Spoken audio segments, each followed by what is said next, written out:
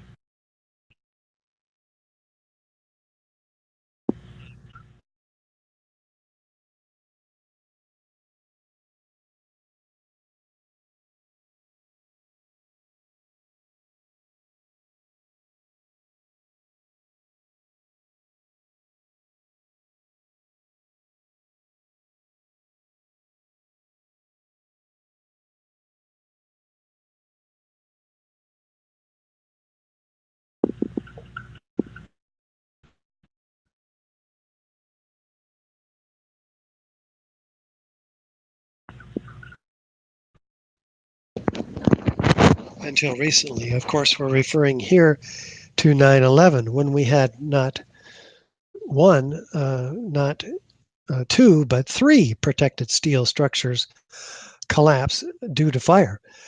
So it bears looking at very, very much so. In fact, the report here indicated that the structural steel system is inherently stable due to the highly redundant nature of this form.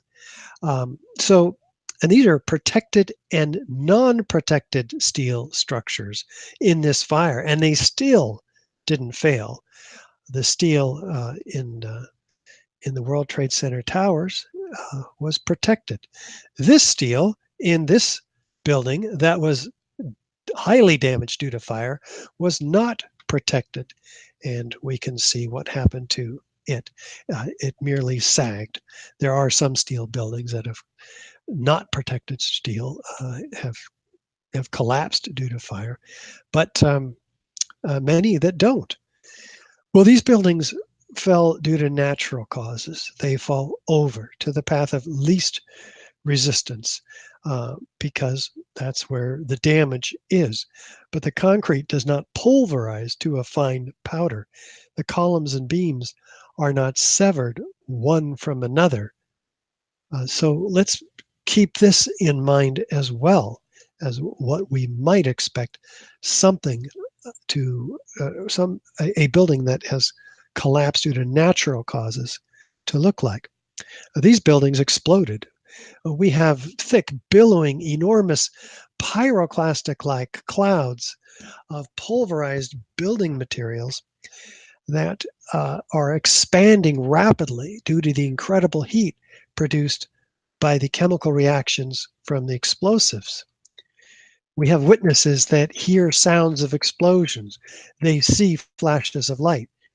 If we have these features, we know we have explosions. Let's put that on the shelf now, too, as we proceed and find out how explosions can be harnessed very efficiently in buildings to bring them down, as we see in this series of explosive controlled demolitions.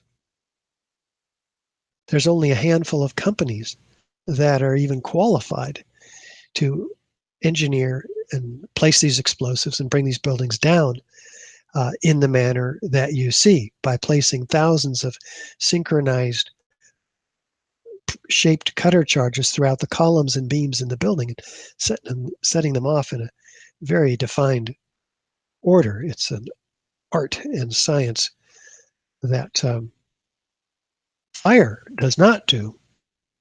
There's a series of typical features of controlled demolition, beginning with number one, a sudden onset of destruction, usually at the base of the structure, but not always. A straight down symmetrical collapse into the building's footprint because there's a patterned removal of column supports, resulting in a free fall acceleration straight down through the path of what was the greatest resistance. And number five, the total dismemberment of the structural steel frame. Number six, limited damage to adjacent structures. That's one of the goals of controlled demolition. Number seven, a patterned series of explosions and heard by witnesses and flashes of light seen by them. Number eight, a broken up concrete, so it can be loaded up onto trucks and so forth. Nine, explosive charges that are visible at many of the floors. These are called squibs or isolated explosive ejections. Number 10, chemical evidence left behind of explosive devices. If we have these features, we know we have direct evidence of destruction with explosives. And fire does not create these features. Why? Well, fire creates collapses that are asymmetrical deformations, following the path of least resistance. And never in high rises, as you see here in Los Angeles, First Interstate building, for instance, 3.5 hours it burned over 5 floors. Philadelphia, 18 hours over 8 floors. Caracas, Venezuela, 17 hours over 26 floors. No collapse. Why do modern steel reinforced high rises not have collapses? Well, steel conducts that heat away from the source. But so we have a 100,000 ton heat sink in the case of the Twin Towers. To keep that steel from ever getting to its 1200 degree Fahrenheit temperature at which steel can lose half its strength and begin to sag. But we keep that from happening anyway with cementitious fireproofing on all the core columns and beams, for instance, particularly in the steel, particularly in the core of Twin Towers, and also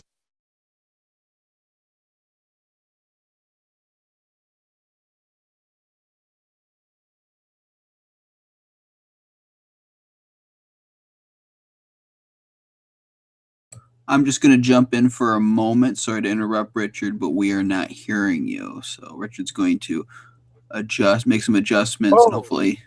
there was a mute on. Well, how long has that been going on? Just a few moments. Oh gosh, thanks. Well, I'm going to proceed. Uh, my elbow hit the mute button. Sorry about that, everybody, and Andy.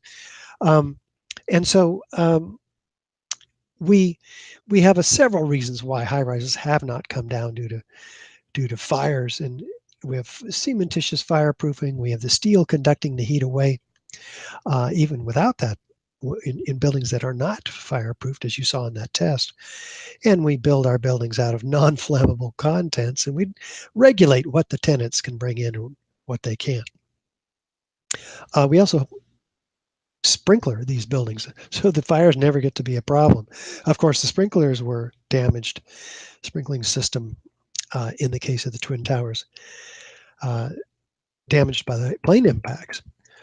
Well, with additional circumstantial corroborative evidence like government documentation, you don't just bring down a building in a day.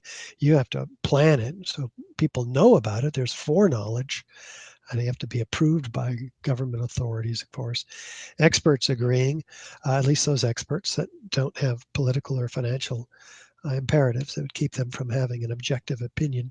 Video documentation, all this is proof of controlled demolition. With that in mind, um, let's proceed and take a look at the Twin Towers, noting that last week in part 2 of this series, we looked at the explosive nature of the Twin Towers destruction, with the sudden onset of destruction, the location of the jet plane impacts, patterned explosions and flashes of light heard and seen by witnesses. Number 3, straight down symmetrical progression outside the footprint in the case of the very explosive demolition of the Twin Towers. Number 4, we looked at the ejections of 4 and 8-ton structural steel sections, uh, 80 miles an hour laterally out of the towers, landing 600 feet away, many of them.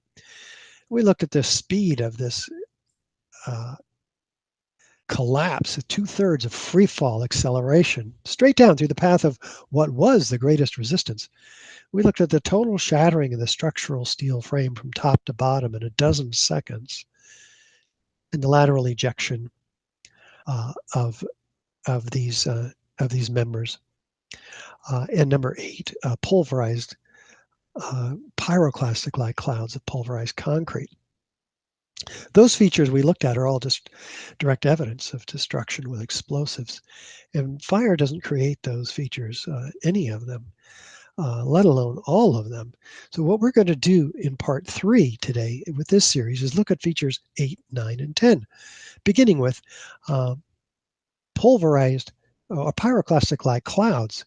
And in fact, the National Fire Protection Association Guide for Investigation of Fire and Explosions, Guide 921, says, look for thermal effects in your effects of explosions. Well, that's what we're going to do today. Large volumes of gas and a large amount of heat released in chemical explosions, causing rapidly expanding plumes of hot gases. These are occurring, in fact, before, during, and directly after the final destruction, as we see in these rapidly expanding plumes in these photographs. Cauliflower shapes, expanding. In fact, 10 times the volume of the building in just 30 seconds. This is extraordinary. That takes a lot of heat, a whole lot more heat than was available in the towers at the time of their collapse. And enough heat, perhaps, to created by something like this, but not the few small scattered fires that we see in the Twin Towers at the time of the collapse. Oxygen starved, indicated by the thick black smoke and flames, especially at the South Tower, going out at the time of the collapse. So let's look, though, and see where that heat might have come from as we look at feature number 8, persistent extreme heat. Molten steel and iron? What are we talking about here? Explain phenomenon Ground Zero are the extremely high temperatures registered under the rubble for many weeks after the collapses. On September 16, NASA shot these thermographic images of Ground Zero, indicating unusually high temperatures at the base of the 3 collapsed buildings. Despite the heavy rains of September 14th, the hotspots registered peak temperatures of more than 1,300 degrees under the rubble. 10 days later, the fires kept burning. What's to explain, Governor, the smoke that still comes out of the fire? There's still fire down below. There is such an incredibly deep pile of rubble, and the tower goes down 5-6 stories underground. But we had ABC crews come back just in the last few minutes and telling us there are still flames coming out of the base of the trade towers. For the rescue workers, this became an additional burden on their already gruesome task. Out on the rubble, it's still, I believe, 1,100 degrees. The guy's boots just melt within a few hours. On October 8th, the hotspots under the 3 collapsed buildings remained clearly visible. 6 weeks later, as the excavations progressed, the situation seemed only to get worse. Oh, it's unbelievable. And this is 6 weeks later, almost 6 weeks later. And as we get closer to the center, it gets hotter and hotter. It's probably 1,500 degrees. We've had some small windows into what we thought was a core at some point, and it looked like an oven. You know, it was just roaring inside. And it's just a bright reddish orange color. The consequences of such extreme temperatures were quite visible on the steel that was being extracted from the rubble. The grapplers were pulling stuff out, big sections of iron that were literally on fire on the other end. They would hit the air and burst into flames, which was pretty spooky to see. We would create an air pocket by moving the steel, fueling the fires underground. But, you know, these underground fires were just like the fires of hell. If you could make a video of what you perceive hell to look like, from fire shooting up at times, that's what would happen. You'd be in the middle of it. It would look like steel, and then fire just would pop up. Firemen were coming out with, and iron workers with their boots literally melting, and then the hose would come over and they would try to put that part out. I got there. Charlie Vichers was a supervisor of removal operations at Ground Zero. From PBS's America Rebuilds page, we read, Vichers' crew picked up 40 to 60-foot long pieces of steel impaled in the pile, where the bottom 20 feet would be glowing red hot. Vichers said, trucks loaded with steel would pass by, and you could feel the back of your neck burning standing 20 feet away. In an article called A Dangerous Work Site, the U.S. Department of Labor wrote, underground fires burned at temperatures of 2,000 degrees Fahrenheit. This was confirmed by Mayor Giuliani. There were fires of 2,000 degrees Fahrenheit below the ground. The Journal of the American Society of Safety Engineers wrote, thermal measurements taken by helicopter each day showed underground temperatures ranging from 400 to more than 2,800 degrees Fahrenheit. 8 weeks later, and the fires still had not subsided. You see how the debris is still smoking? That's from the fires that are still burning. 8 weeks later, we still got fires burning. So, I mean, these things are burning. At one point, I think they were about 2,800 degrees. 11 weeks later, and the fires kept burning. As recently as the end of November, it was still 1,100 degrees down underneath the rubble. As November turned into December, ice was noticed in the mornings above the ground, but the debris underneath was still smoldering. The weird thing was it was very cold when we were up there. I believe it was in the middle of the winter, but the ground wasn't frozen. The ground kind of like bubbled underneath your feet, which was kind of strange to me. It took until December 19, more than 3 months after the collapses, for the last underground fire to be extinguished. This is rather extraordinary because fires don't last that long and they're not that hot. We'll come back to this point. David Scott of Arup Associates, formerly of Arup Associates, red hot steel being pulled from deep within the pile. This firefighter says it was dripping from the molten steel. Saw pools of literally molten steel at the World Trade Center, said Peter Tully, president of the cleanup company. Seeing the molten steel, uncovering red hot metal beams. Molten metal, which is still red hot weeks after the event. Molten steel at the heart of the tower's remains. streams of molten metal that leaked from the hot cores and flowed down. A metal dripping from a beam, molten steel beams. The end of the beam would be dripping with molten steel. Mark Loiseau, president of Controlled Demolition Inc., who had a cleanup contract here. Molten steel was encountered primarily during the excavation of the debris. There are both videotapes and still photos of the molten steel being dipped out by the buckets of the excavators. A little river of steel flowing, says who?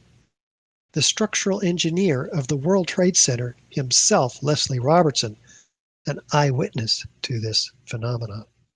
His associate, Richard Garlock. The debris past the columns was red hot, molten, running. You can see pouring out of the South Tower minutes prior to its collapse. There's molten steel or iron pouring out of the tower. NIST says in a frequently asked question answer to such, they say, well, this must have been melted airplane. Well, molten aluminum looks silvery in daylight conditions like this. It doesn't glow bright yellow, like you also see pouring out of the material held in the jaws of this crab claw excavator. And in the police museum, what do we see? A handgun with molten concrete wrapped around it. Fire temperatures were so intense, melted like lava around everything in its path. Concrete takes about 3,200 degrees to melt. I didn't even know concrete could melt. Steel members in the debris pile that appear to have been partly evaporated in extraordinarily high temperatures. It takes 4,000 degrees to evaporate steel. This is the fire protection engineer, Jonathan Barnett, author of the FEMA report. And documented by Abelhausen Astani Azel, structural engineer who had a National Science Foundation grant to examine some of the few pieces of steel that managed to be saved. I saw melting of girders. You remember the Salvador Dali paintings, he says, with the clocks that are kind of melted. It could only happen if you get steel yellow hot or white hot, perhaps around 2,000 degrees. What else? Documented here in Massimo Mazzucco's 9/11 New Pearl Harbor. Another proof of extremely high temperatures reached during the collapse are the twisted and mangled steel beams found at ground zero. Architects, engineers, people who work with steel, welders have just never seen the level of destruction and the level of deformation of this material in our lives. You saw steel, some of the thickest steel I've ever seen, bent like a pretzel. This 8-ton steel I-beam is 6 inches thick. It was selected to be preserved for future generations for the near-perfect horseshoe-like bend formed during the collapse. I found it hard to believe that it actually bent because of the size of it and how there's no cracks in the iron. It bent without almost a single crack in it. It takes thousands of degrees to bend steel like this. In fact, the temperature of 2,800 degrees mentioned before is not casual at all, as that's exactly the temperature at which steel melts. Well, how do we get temperatures that hot? FEMA put in their 2002 report a metallurgical examination. In the Appendix C, what do they document here?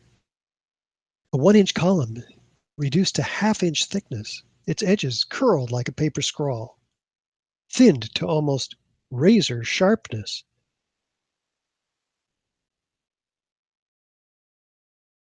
Rapid oxidation, sulfidation, intergranular melting.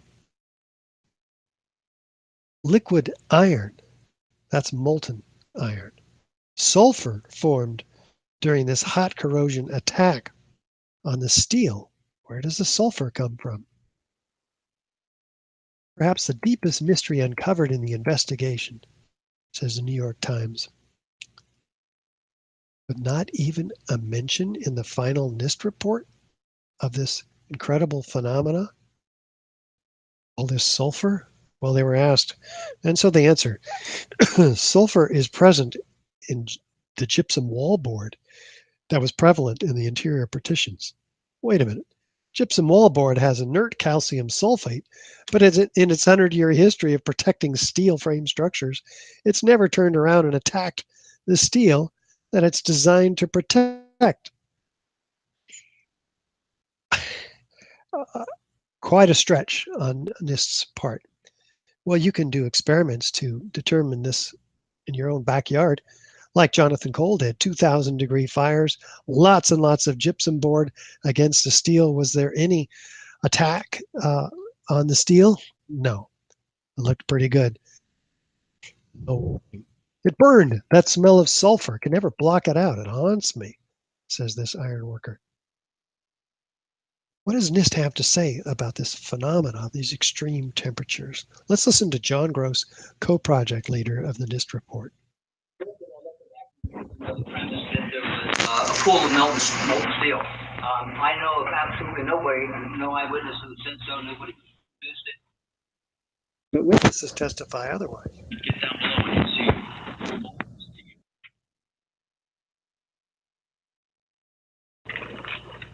Like you're in a foundry.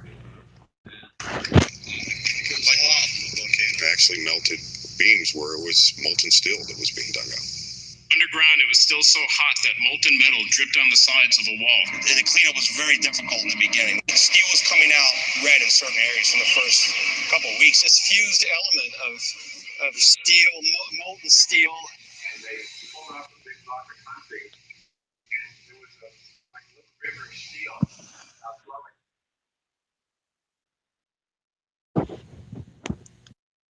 Well, here is John Gross on top of the pile before the FEMA investigation, cutting off the end of the partially evaporated beam that was provided to FEMA for their detailed metallurgical examination and included in their Appendix C, but which when he, as the head of the NIST report, took over the investigation, ejected that metallurgical examination and denies evidence of molten or steel or evaporated steel.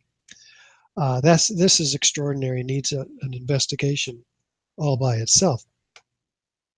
Well, how do we get these temperatures? You know, hydrocarbons, which includes buildings and jet fuel, by the way, they only burn 600 to 1400 degrees. In fact, the ME Petroleum, the manufacturer of jet fuel, suggests that their jet fuel burns only 600 degrees in open air. So that's much less temperature than normal office fires. Well, it's about the same as normal office fires, but it's not a hot office fire, those temperatures. Thomas Iger suggests 1200 degrees, but in fact, steel had begun to melt, so it can't happen at 1200 degrees. As you see here, the color of this molten material gives us its temperature. It's well over 2500 degrees, or at least 2500 degrees Fahrenheit. How do we get those temperatures? What caused all this steel to melt? We'll be looking at thermite as a suspect. In fact, NIST says any molten steel in the wreckage was more likely due to the high temperature resulting from the long exposure to combustion within the pile than to short exposure to fires or explosions while the buildings were standing. Well, does that make any sense? According to the law of the conservation of energy in a closed system, such as fires burning under pulverized concrete powder in the basements of the World Trade Center, the amount of energy is fixed. You can't create any more energy inside the system. For instance, the fire can't somehow get hotter than the capacity of the fuel that it's burning. You can only convert that energy you have from one form to another. In other words, the heat is dissipated. It's not increased. Well, is there any evidence of thermite incendiaries in the World Trade Center? What could have produced all that molten metal? What is thermite anyway? Incendiary used by the military Thermite is a compound of iron oxide and aluminum, which when ignited sustains an extreme heat reaction, creating molten iron. In just 2 seconds, thermite can reach temperatures over 4,500 degrees Fahrenheit, quite enough to liquefy steel. We know that open-air fires cannot burn hot enough to melt steel, but metal had melted at the base of the towers. Appendix C of the FEMA report describes sulfur residues on the World Trade Center steel. The New York Times called this the deepest mystery of all. Sulfur slightly lowers the melting point of iron, and iron oxide and iron sulfide had formed on the surface of the structural steel. Sulfur used with thermite is called thermate, producing even faster results. Maybe we're getting somewhere here. If thermite was used, we'd have an explanation for the extreme temperatures, because it creates 4,000 degree temperatures of what? Molten iron. So it would explain the molten iron that we are going to see more evidence of too. It would explain also the sulfur, because sulfur is added to thermite to become thermate, making it much more effective at cutting through structural steel. Well, was the guide used in FPA 921? It says look for unusual residues that could arise from thermite. NIST says they found no corroborating evidence to suggest that explosives were used. Well, later, a year later, when they were pressed, they finally admit they didn't test for the presence of explosive residue. You can't find what you aren't testing for, but others found it, looked for it, and it wasn't hard to find. Stephen Jones is one of those, a former nuclear physicist formerly from Brigham Young University. He says, well, if you're going to have thermite, you'd have a characteristic burn pattern, a white, yellow, hot liquid metal, like we see pouring out of the South Tower minutes prior to its collapse, and in the pools of molten iron pouring out of the buckets of the excavators that we've already seen. You'd also see a whitish cloud of aluminum oxide. It's an ash. Well, that's what we see rising up above the material pouring out of the South Tower. This white ash, aluminum oxide, and trailing these 4-ton structural steel sections back to 3, forward 2, 3, back to forward 2. The steel sections are not flammable, so they're not like on fire, but obviously something happened to the ends of these beams of steel, 4-ton, 8-ton sections ejected laterally out of the towers. Well, he says thermite would leave behind unique chemical evidence, common elements such as iron, aluminum, copper, calcium, silicon. Unusual elements also, though, such as fluorine and manganese left behind in the residue. These elements in the periodic table of the elements. Well, somebody sent Stephen Jones a chunk, a piece from this 40-pound chunk of material, previously molten material. And hearing about some of the work he was doing, he does electron microprobe data, finding it's predominantly iron. So it's not molten aluminum from the jet planes. It has abundant manganese, so it's not structural steel. And it has aluminum, sulfur, potassium. These are the byproducts of thermite. But more interestingly, or even more interestingly, manganese and fluorine in abundance. What? Manganese is from the potassium permanganate, commonly used as an oxidizer in thermite. Fluorine is used in sol-gel type thermite charges. So these are often present in the residue and are part of a thermite fingerprint. It's more interesting. 1,3-diphenyl propane would be the result if sol-gels were used, a very special form of thermite? Well, the EPA analysis found one molecule present at levels that dwarfed all others, 1,3-diphenylpropane. We've never observed it in any other sampling we've ever done, says Eric Schwartz of the EPA. Speculated that it might be from computers, but we've had many computers burned in office fires, and yet no 1,3-diphenylpropane has ever been found. Well, this Peace Park sculpture in Canada had a piece of slag hanging off of it. The artist sent this to Stephen Jones. He does X-ray fluorescence analysis. What does it show? Iron, sulfur, potassium, manganese. Wow. These elements are part of the thermite fingerprint.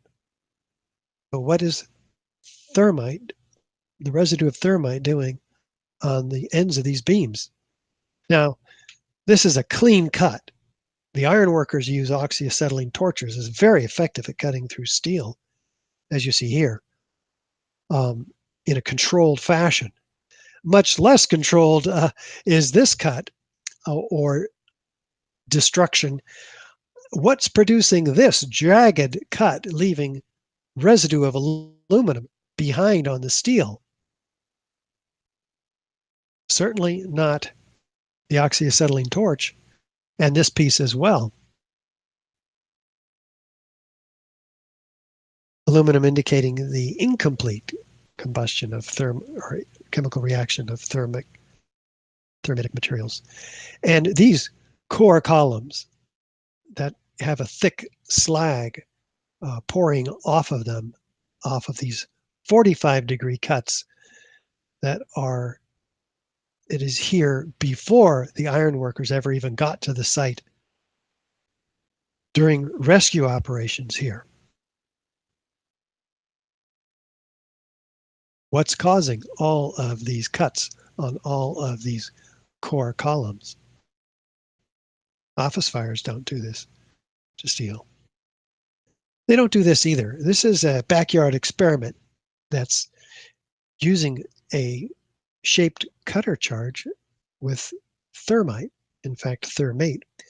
John Cole made this material, set up his own backyard thermate cutter charge experiment. The web was reduced in thickness, 18 holes, 10 components. Like you see, in fact, here in FEMA's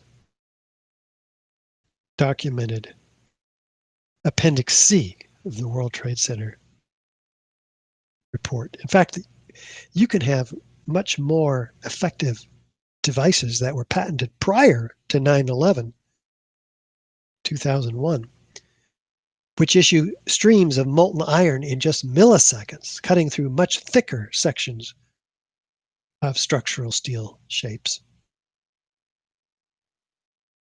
And patented also is the devices, similar devices, whose casing is made of consolidated thermite. So it burns up too. All that's left behind is what? Pools of molten iron. All this is before 2001. Well, what else was found in this powder that was so ubiquitous in 9/11? The U.S. Geological Survey, in their detailed particle atlas of the World Trade Center dust, finds what? Billions of spheres, previously molten iron microspheres, diameter of a human hair on average, billions of them everywhere in the dust. They don't know where they came from. They're spherical. They're iron, not steel. We haven't used iron in our high rises for a long time. And this is a steel alloy combination. Estimates amount to about 10 tons by extrapolation of how much there was actually in the samples. 10 tons total. That's a lot of previously molten iron microspheres. They're formed during the event, says the International Engineering Group R.J. Lee, who also did toxicological studies on the dust, finding and documenting these spherical iron particles, and determining that up to 6% of some of these dust samples are previously molten iron microspheres. That's how you get the 10 tons material.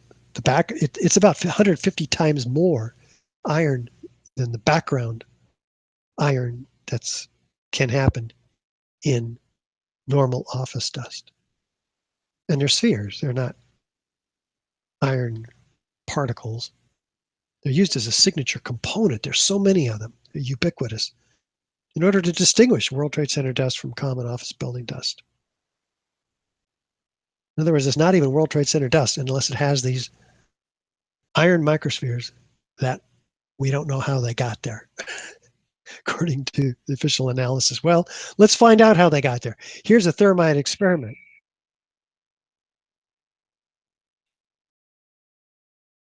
Slowing it down halfway. Right here, thousands of what look like sparks, but they cool, they fall, and they are molten iron microspheres. Previously molten iron now. Could that be what's responsible for the toasting of the tops of these cars all around the World Trade Center? Is there another rational example or answer as to reason as to how these cars got toasted with obvious heat? Cooling, falling droplets. When a liquid is aerosolized, it becomes spherical by its surface tension into these extremely small drops. And in the case of molten iron, it's aerosolized by the explosive environment in the Twin Towers and cools and falls with all the dust, toasting people who are complaining about these incredibly hot clouds. What else was found in World Trade Center dust, though? Because 7 samples were independently collected and provided to a team of scientists led by Niels Harrit and Stephen Jones, including from Jeanette McKinley, who lived across the street from the South Tower on Liberty Street, and her whole window blew in when the towers went down, filling her apartment full of this dust. She saved some of it. She was an artist. She paid for that decision, unfortunately, with her life, having succumbed to brain cancer. But 4 of these samples were analyzed and documented, and they find these chips. They look like paint chips, but they come up to a magnet. They have iron, so they get real curious. They're about a 1/16 of an inch long on average. They zoom into the red side of this, and they find what? Ingredients of aluminum and iron, silica, oxygen, carbon.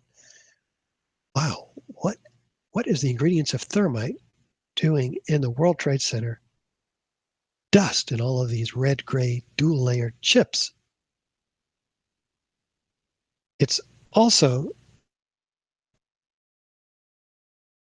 with this organic material. Well, they get real curious at this point. Look, zooming into the red layer 50,000 times, what do they find? Nano-sized particles of iron oxide, which is basically rust, and aluminum platelets, but at the nano scale, 1,000 times smaller than the human hair. They're in a proportion to become thermite, 3/4 to 1/4. They are set in a matrix of organic material, oxygen, silica, carbon. This is how TNT works.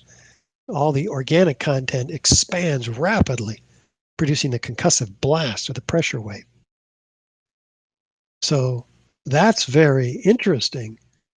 In fact, the existing comparative data from Lawrence Livermore National Laboratory shows that this material had been developed, and when they put it in a differential scanning calorimeter, a heater, at about 420 degrees centigrade, which is about 750 Fahrenheit, it ignites, producing much hotter temperatures.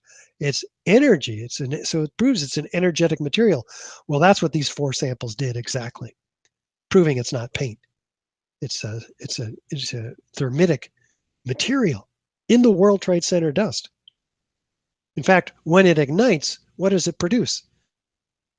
Previously molten iron microspheres with the same chemical signature as the molten iron microspheres found in the World Trade Center dust. So, as if we didn't know where these microspheres came from, they're actually found attached to partially ignited red-gray chips in the World Trade Center dust material. So you see, this is a self-corroborating, internally consistent set of repeatable data that can be brought to bear in a court of law as evidence in the crime of the century. This material was developed in Lawrence Livermore Lab and other defense contracting agencies. You see this, but when you reduce the size of this material, aluminum and iron oxide, down to extremely small particles of nano size, the surface volume increases exponentially. So you end up with chemical reactions that are virtually instantaneous. So what they've done is engineered an incendiary to become more explosive. It's very sophisticated, made only in the most advanced laboratories. So certainly there are clues to go on here as to where this came from. In fact, entities connected to NIST and super thermite research are Foreman Williams, Stephen Margolis, Arden Bement, and others associated with these defense contractors, SAIC. So certainly an opportunity for further investigation. According to Kevin Ryan, the top 10 connections between NIST and nanothermites in the Journal of 9/11 Studies. And they conclude, these scientists, that the red layer, the red-gray chips that they've discovered in the World Trade Center dust is active, unreacted thermitic material incorporating nanotechnology and is a highly energetic pyrotechnic or explosive material. And that is now peer-reviewed in the Bentham Open Chemical Physics Journal as of 2007 and stands uncontested. The way to contest somebody's theory or evidence or hypothesis is to produce a peer-reviewed paper of your own contesting it. This has not been done. So today in part 3, we've shown features 8, 9, and 10 of these 10 features, showing direct evidence of explosive destruction with explosives. Fire doesn't create these features, any of them. Especially these fires, which were diminishing at the time of collapse, oxygen starved, indicated by the thick black smoke. In fact, thermal imaging videos show that these temperatures are 200 to 300 degrees Fahrenheit maximum. So if any of the World Trade Center buildings were to collapse due to fire, we'd expect it maybe to be this one, World Trade Center Building 5. Did it collapse? No. High-rise and mid-rise office structures do not collapse due to fires. Hasn't happened. What about other circumstantial corroborative evidence The testimony of the first responders we looked at in part 2. Data from the FEMA and NIST reports we'll take another look at here. In 2002, the FEMA report indicating with $600,000 of funding and a hampered effort by the investigators that couldn't get their hands on the plans, the steel, the site, the public who might have photographs to help them with. It was a real problem. In fact, Bill Manning, editor-in-chief of Fire Engineering magazine, says fire engineering has good reason to believe that the official investigation blessed by FEMA is a half-baked farce that may already have been commandeered by political forces whose primary interests, to put it mildly, lie far afield of full disclosure. Structural damage from the planes and the explosive ignition of jet fuel in themselves were not enough to bring down the towers. So that was 2002. And in 2005, NIST takes over the FEMA report, throwing out, as we mentioned, the metallurgical examination that was included in Appendix C. And even though they had $20 million of funding in 3 years to produce their report, they were tasked by Congress with explaining to the American public how and why World Trade Center 1 and 2 collapsed. But did they? No. Found in footnote 13 on page 82 is their objective, which says the focus of the investigation was on the sequence of events from the instant of aircraft impact to the initiation of collapse. What? It doesn't actually include the structural behavior of the tower after the conditions for collapse initiation were reached. Wait a minute. You have 10,000 pages, 3 years, $20 million. You spend 1,000 pages modeling the airplanes, full of ubiquitous irrelevant detail, 100 pages on fire modeling and safety issues, and only 1/2 page on the events following collapse initiation? In other words, the actual collapse? Where's the analysis that you were charged by Congress to provide to the American people? Well, here's what they say on that 1/2 page. The structure below the level of collapse initiation offered a minimal resistance. The large building mass far exceeded the capacity of the intact structure below to absorb that through the energy of deformation. Came down essentially in free fall. Well, this is all based on a theoretical and mathematical model provided by Besant, Zdeněk Besant from the Chicago Northwestern University, which we looked at in detail in part 2, finding all kinds of reasons to be suspicious because that mathematical model was rigged 12-1 in favor of a collapse. Do check out part 2 of this series so you can get up to speed on that if you haven't seen it yet. So this isn't analysis by NIST with supporting calculations. It's pure speculation on their part. It should have been titled The Final Report on the Initiation of Collapse. Well, NIST does, in fact, have reason to be reticent. We submitted a request for correction under the Data Quality Act, which you can do for national agencies like the National Institute of Standards and Technology. These reports that are faulty, they write back and say, we're unable to provide a full explanation of the total collapse of the Twin Towers. Well, unwilling to provide any analysis whatsoever. What do the experts say? Well, here's some experts that are structural engineers. Ronald Brookman doesn't look anything like a heat-induced gravitational collapse mechanism. Why did the complete collapse of the Twin Towers become inevitable? Why would all 110 stories drop straight down to the ground in 10 seconds, pulverizing the contents to dust, twisted steel? Fire protection engineer Ed Munyak The fires were very weak. NIST reports that they confirm that the steel temperatures were quite low, actually, because NIST found no temperatures exceeding 500-600 degrees, steel temperatures. World Trade Center collapses have no resemblance to any previous high-rise fire. Destruction of evidence in a crime scene.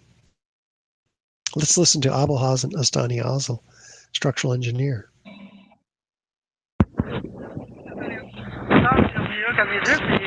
Has sent all the steel that we need to study. That's why I'm here to study steel. Has sent all the steel to recycling plant to go to China for recycling. For what? For 15 cents a pound. Just nothing. And all the evidence of steel went to melting pot.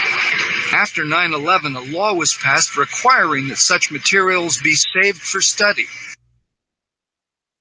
But a little bit too late. This was easily the largest and most perplexing of structural failures in history.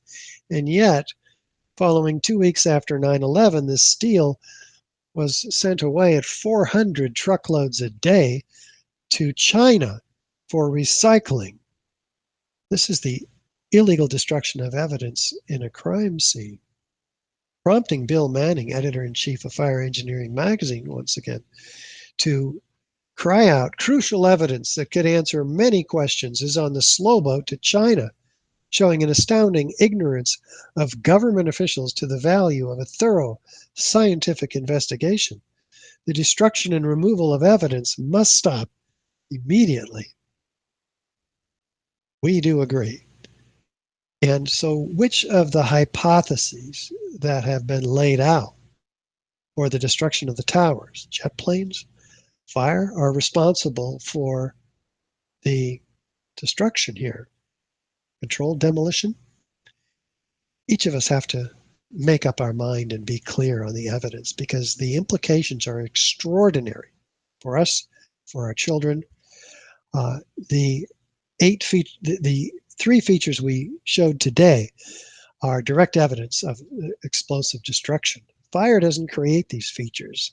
When it causes less robust structures to collapse, they do so asymmetrically with gradual deformations, following the path of least resistance. Last week we saw the first 7 features in part 2 of this series. So altogether, this is extraordinary evidence with additional corroborative and circumstantial evidence. This, we believe, is proof of controlled demolition.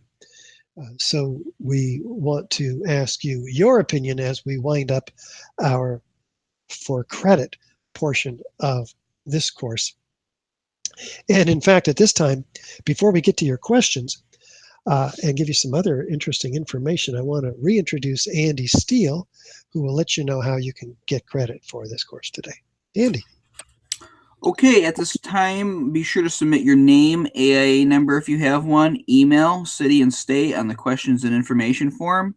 If you're not an AIA member, just ask us for a certificate of course completion, which you can then submit to your other association for credit. Also, you can submit your questions now in the same input form, and we will do our best to answer them. Or if you're watching the on-demand course on YouTube archive, you can now start your online quiz. Also, be sure to sign up for our monthly email newsletter on the right side of the website. In the meantime, we're going to take just a few minutes to answer some questions and tell you about some of the ways that you can get involved if, now that you're informed, you agree that the evidence is quite compelling and warrants a new investigation. Awesome. Thank you so much, Andy. And I do want people, you can take your quiz right here, as you can see on our website. And do sign up for our monthly email newsletter or news flashes so that we can keep you informed of the efforts we're making to achieve a new investigation. And you'll also be able to look on our website and find all kinds of new evidence, frequently asked questions, videos, and the opportunity to sign the petition yourself, calling upon Congress to call for a new investigation. Join the 2,900 other architects and engineers. If you're not an architect or engineer, join us by signing the petition. We have 20,000 of those who support the architects and engineers as well. You can sign that petition right here on our website. Donate also, become a member. We have 2,000 sustaining supporters which send us around the country going to the architects, engineers, the associations, including the American Institute of Architects, American Society of Civil Engineers. And we find that most of these architects and engineers are completely unaware of the third worst structural failure in modern history, World Trade Center 7. And so we begin by talking to them about that. And you can help us locally by volunteering and showing up at these conventions, and many other ways you can volunteer too, right, Andy? Absolutely. If you're aware of this evidence and you want other people to know about it, we have a number of ways that we're reaching out, as Richard has talked about. So for just a few hours a week, you can help out, and that effort goes a long way. So if you want to volunteer, go to ae911truth.org, go up to the What You Can Do tab at the top, select volunteer, fill out a very short application, and we'll get in touch with you and get you to work. Beautiful. And also, you can volunteer right here on our website, as Andy mentioned. But you can reach out on your own to elected representatives, television, radio, newspaper.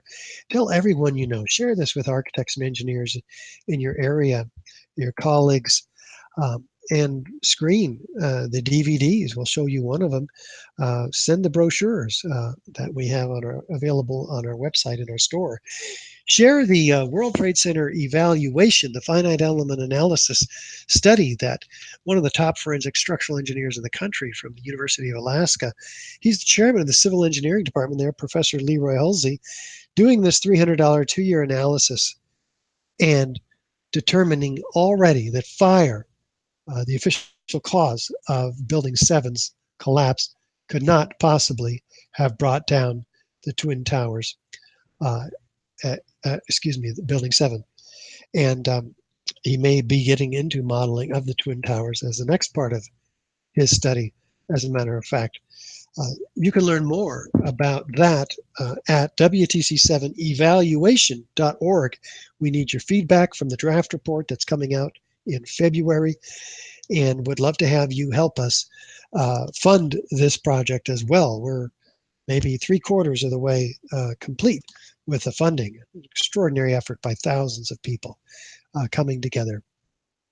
So beyondmisinformation.org is a website dedicated to the 55-page booklet, or 50-page, that you can earn 2 HSW learning units just by reading and taking the quiz on the site.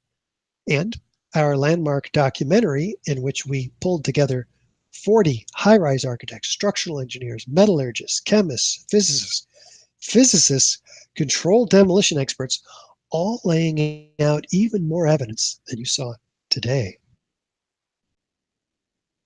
Peak.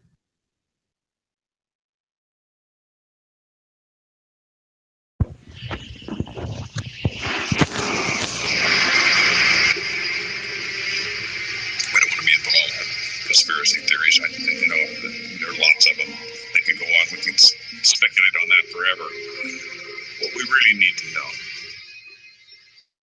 is how those buildings came down. World Trade Center 7 collapsed because of fires fueled by office furnishings.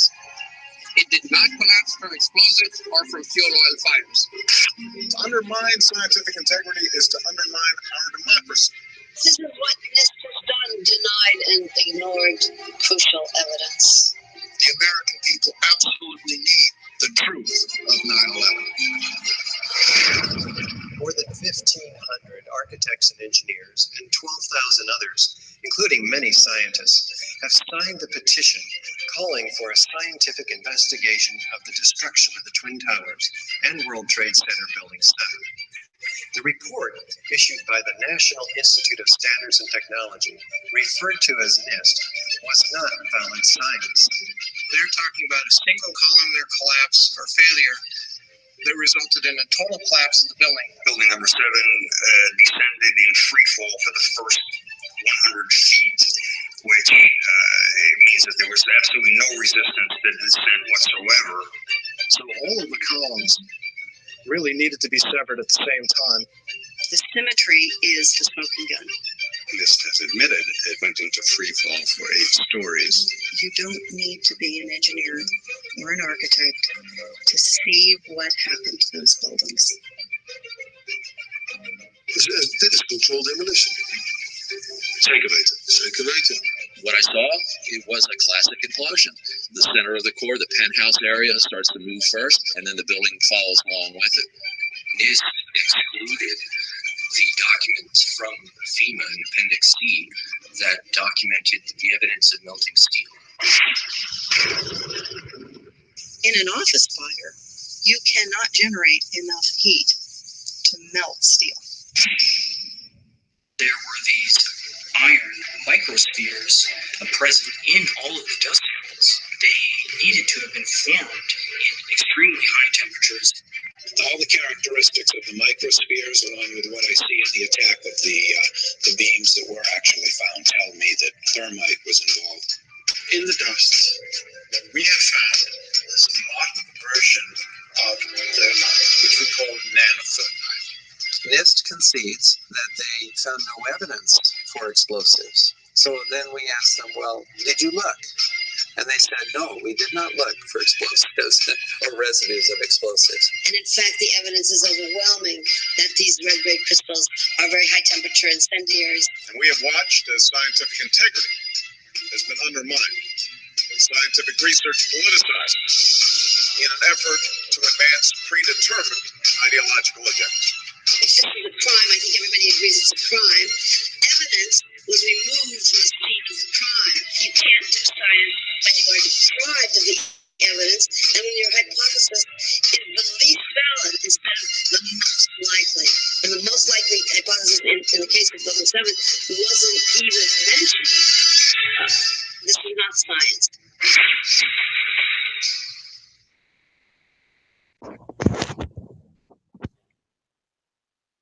And you can earn 1 HSW Learning Unit also just for watching this video, which is free on YouTube.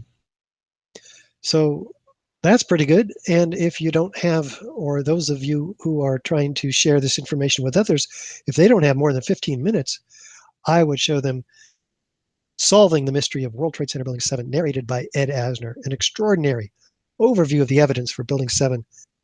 Nobody walks away from this video not agreeing that we need a new investigation. And so the many courses that we have are included in our website, as you can see here. So I think we might have some questions. Andy, do we? We do, and first, just a quick note. We apologize for the audio on some of the videos played today. We're having some technical issues, so thank you for your patience during that. Okay, our first question is a little long, so I'm going to recite it for you, Richard.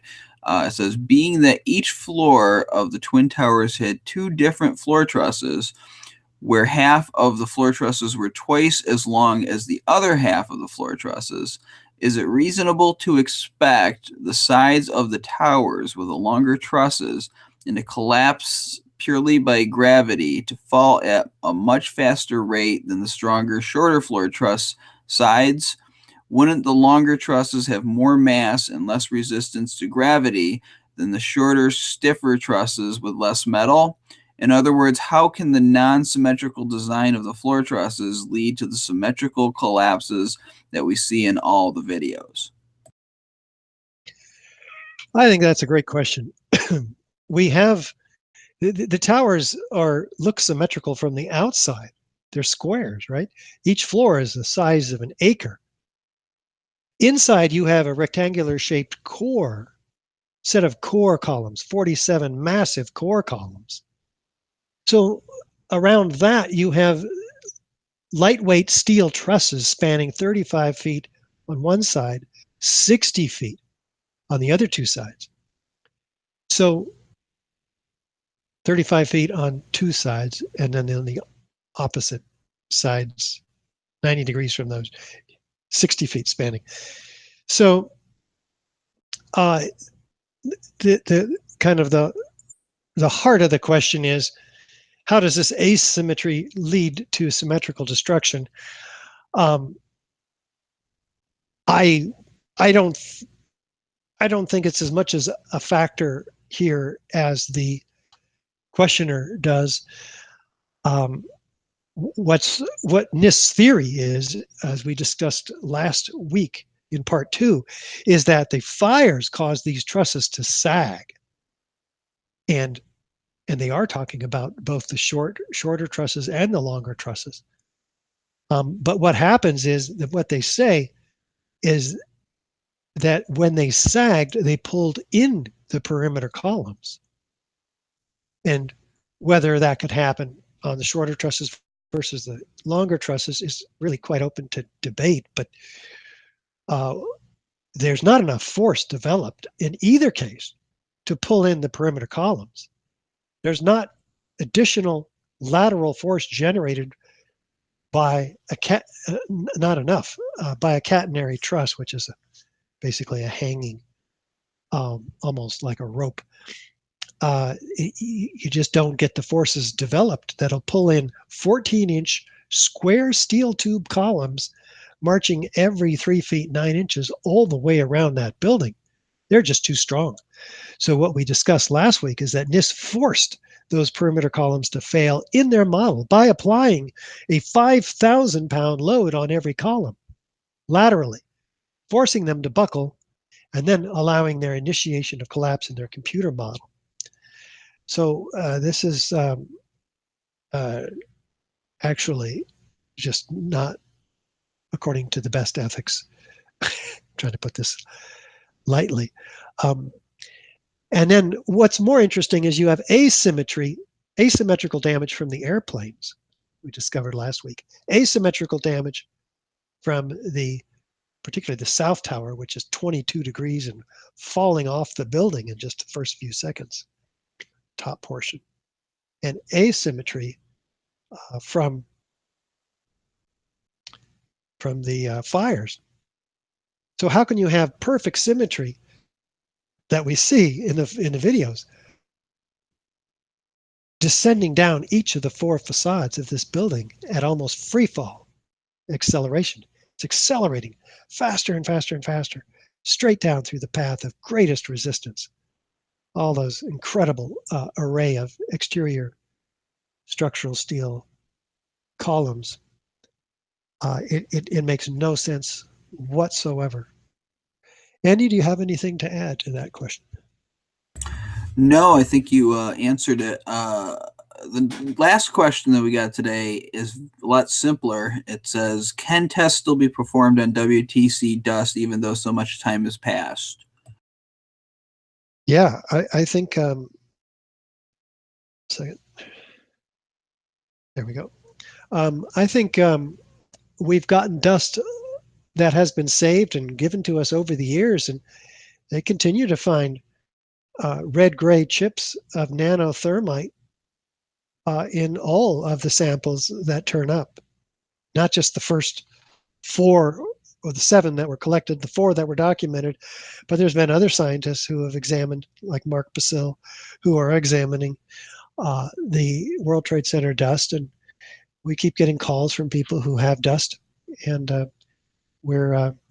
it's just that the original scientists are, moved on, looking for or working on other projects. They're just not all assembled and available to analyze dust, as it turns up every year. It's really quite an undertaking, which takes a lot of funds to send these to the labs for various tests and so forth. But yeah, absolutely, it's available. What's more difficult to test for is high energy explosives like C4 and RDX, because the chemical residuals deteriorate, and they don't come out as positives after more than, I don't know what it is, a year or so. Anything else you want to add to that one, Andy? No, I think you pretty much covered it. So that is it. That is the last question for today. Oh gosh, okay. Well, I'm encouraging everyone to consider what you've learned today in part 3 of this series, where we looked at high-rise fires, pyroclastic-like clouds, molten steel and iron microspheres, thermite and nanothermite. All of this evidence it warrants a new investigation. So please join in.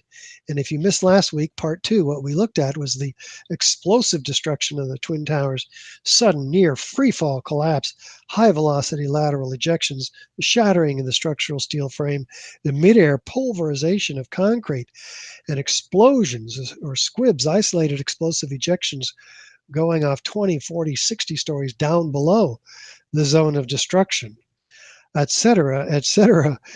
Join us as we start over again in February with part 1, World Trade Center Building 7, on the first Thursday in February, 2 p.m. Pacific time. We'll be there. I hope all of you will bring your friends as well. And until then, thanks so much for attending, and bye for now.